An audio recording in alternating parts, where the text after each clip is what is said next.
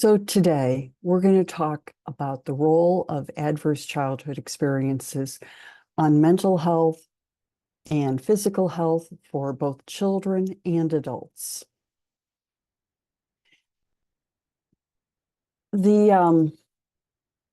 I would strongly recommend that you watch Nadine Burke Harris's TED Talk on childhood trauma. She does a really nice job explaining why trauma matters and what we can do about it. Now, bad things happen. We miss flights, we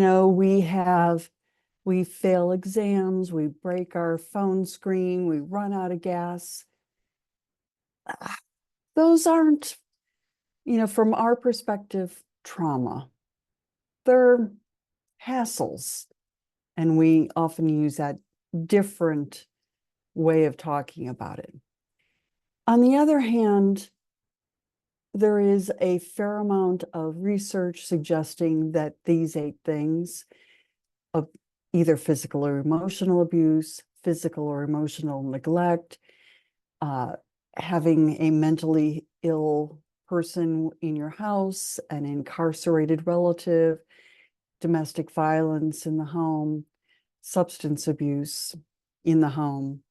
These things are described as adverse childhood experiences and have a number of really negative consequences.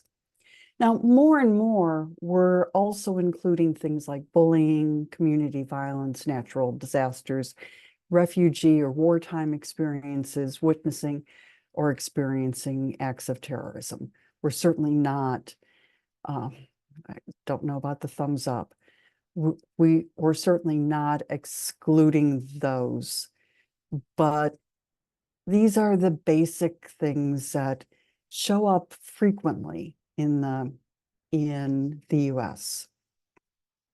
So what are adverse childhood experiences?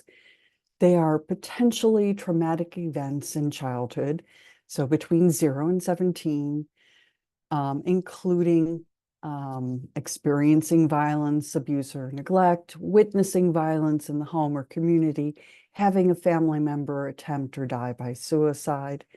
It includes aspects of a child's environment that undermine their sense of safety, stability, and bonding.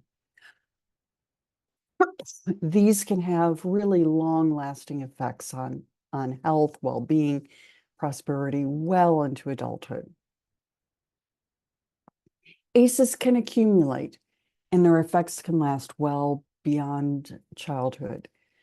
So children who repeatedly and chronically experience adversity can suffer from toxic stress.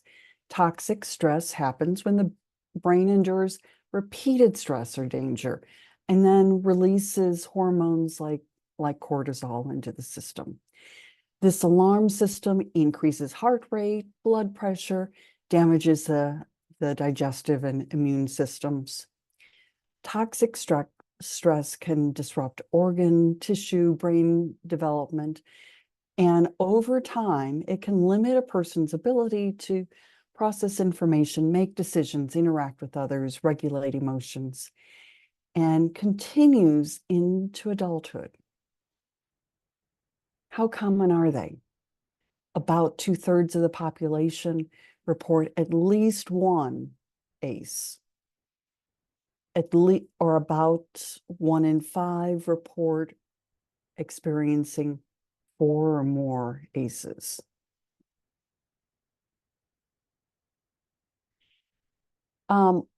This is from I think it's a New Mexico school, and they're reporting the number of adverse childhood experiences. Most people are reporting relatively few adverse childhood experiences.